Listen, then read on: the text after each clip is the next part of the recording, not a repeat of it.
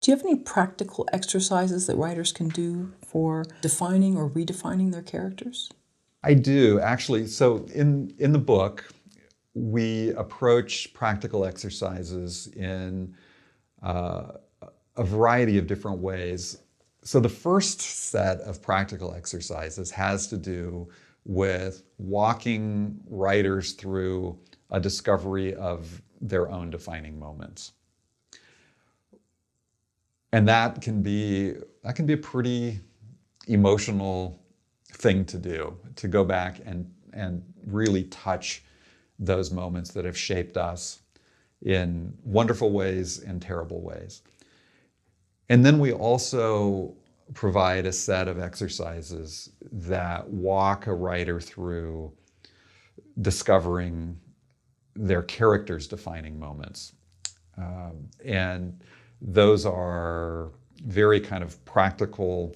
Here's the thing to do now. Set this much time on the timer and start writing and keep writing until the timer goes off.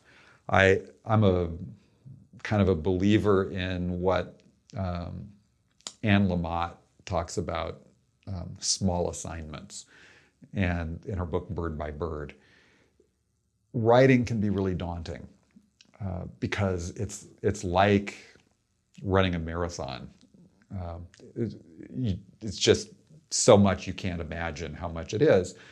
And so starting can be really, really hard. Every day when I start writing, that's the hardest thing I do. It requires the most discipline. And once I've tipped over into writing, then I'm going. But it's like taking that first plunge into the cold swimming pool in the morning. You just kind of have to give yourself a push in the back. And these exercises are designed to say, all right, blank sheet of paper, pick up a pen, here's your prompt, now go. I find that when writers do that, they end up writing things they didn't mean to write. They uncover things they didn't know were there. And I really love it when we just start writing and require ourselves to keep the pen moving.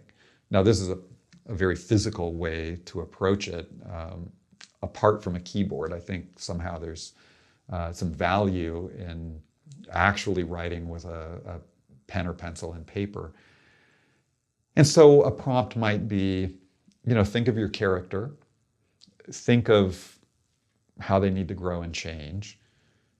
Now, why have they not grown and changed in that way yet? Or think of the way your character's strength or their genius. When was the first time they realized that they had that strength or genius? Write about that for 5 minutes. And so you might start by writing, I'm not even sure, he knows how good he is at the trombone. And I'm not sure why he doesn't know or why he's playing the trombone in the first place. And then you eventually, if you just keep writing, you stumble upon something that you didn't know you were going to stumble upon. And what is it about the trombone that is just perfect for his personality? What's happening when he's playing the trombone? What is he feeling? And that's a really terrible example, but it shows how just doing exercises allows you to start finding these little starters that will lead to bigger things. One of the chapters, I think we start with the sentence, characters start at 0. Meaning, as the storyteller, I don't know anything about the character when they first pop into my mind. Nor does the audience know anything about a character just before they step on stage.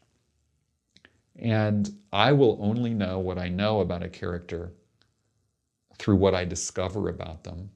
And the audience will only know about a character through what I reveal about them. So I have to somehow get myself to engage with this discovery process.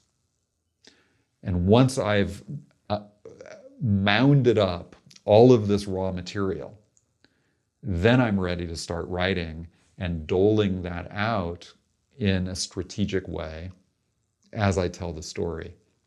These exercises are designed to give writers and actors and directors practice thinking about and working with characters in this way so that all of us can make the discoveries that are going to make for rich and lifelike characters who can transform before our eyes.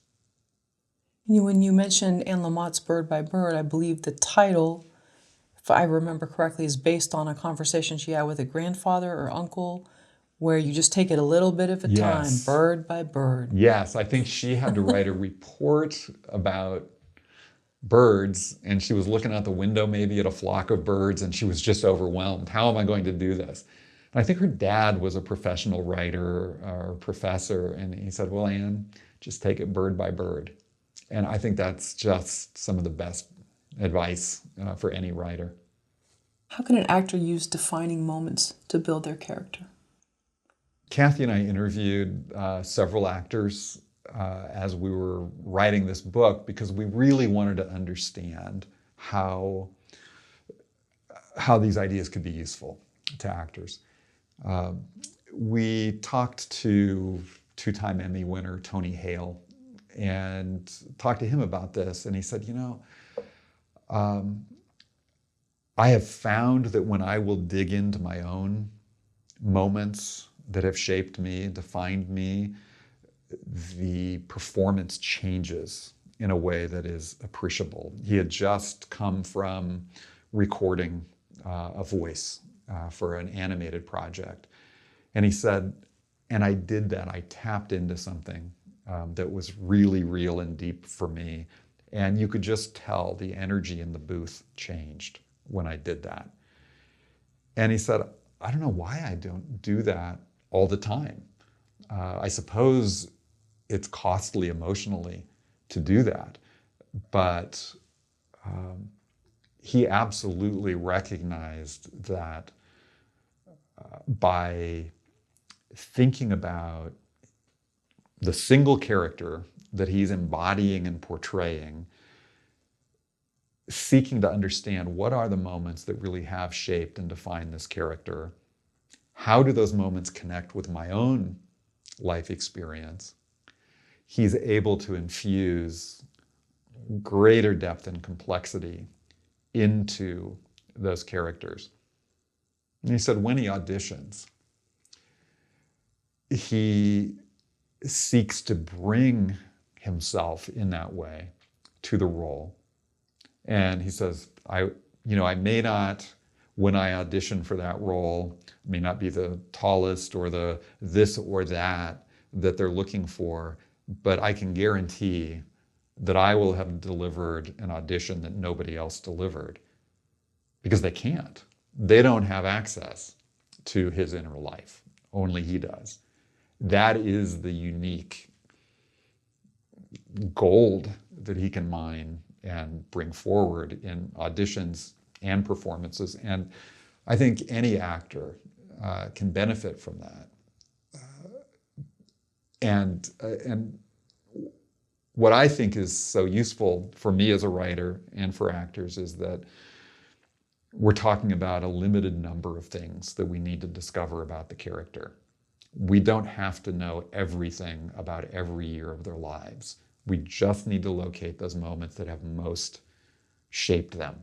And it gives us this deep understanding that gives all of us access in an empathetic way to the humanity of that character.